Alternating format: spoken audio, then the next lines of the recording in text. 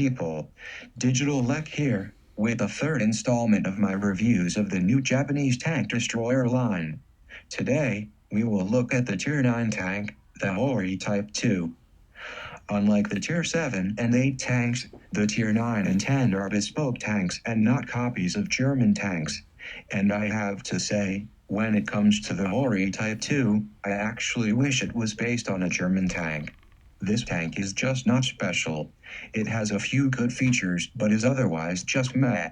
The biggest issue with the tank is it's just not much of an upgrade over the Tier 8 but resides in a tier with some of the best tank destroyers in the game.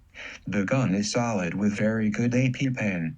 And once again, the damage for the premium ammunition is very close to the primary round, which is nice. The tank also has -8 gun depression, which is excellent. The DPM, however, is quite low for a Tier 9 TD. When compared to the Jag Tiger, SU-12254, Tortoise and OBJ-704, you can see the difference is substantial. Gun handling is generally very good, but Human Lech was having significant issues with missed shots. This became so frustrating at one point he actually began to think the tank had some sort of bug. But when comparing it to the Hori Type 1, the situation becomes much clearer. When stationary, both tanks have identical dispersion and aim time.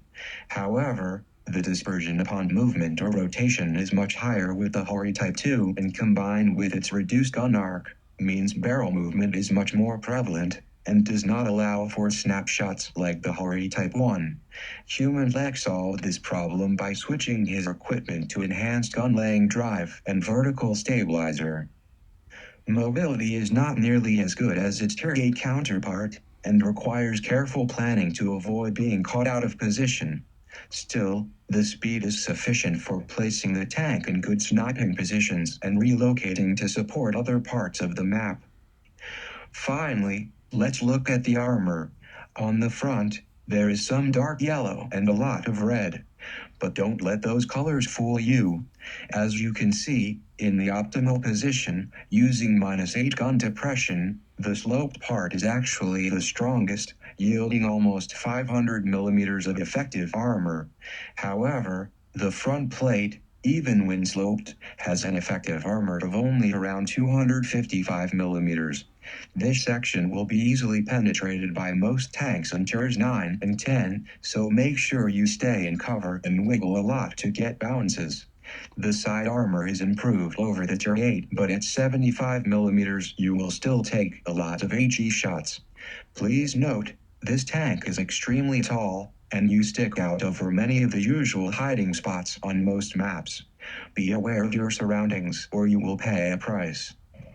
Overall, this tank is good but not great. This was the only tank in the line where Human Lech was not able to get a mastery, and he was definitely not in love with it. But he can be a bit of a prima donna. This is not a bad tank and can certainly do plenty of damage when used correctly. Today we have a couple of replays of the tank. In the first replay, Human Lech demonstrates how it can be used on the flank, and he also uses its gun depression quite effectively. In the second replay, he demonstrates how the tank can be used as a traditional tank destroyer for camping and sniping. In the coming days, I will have a review of the incredible Tier 10 Hori Type 3.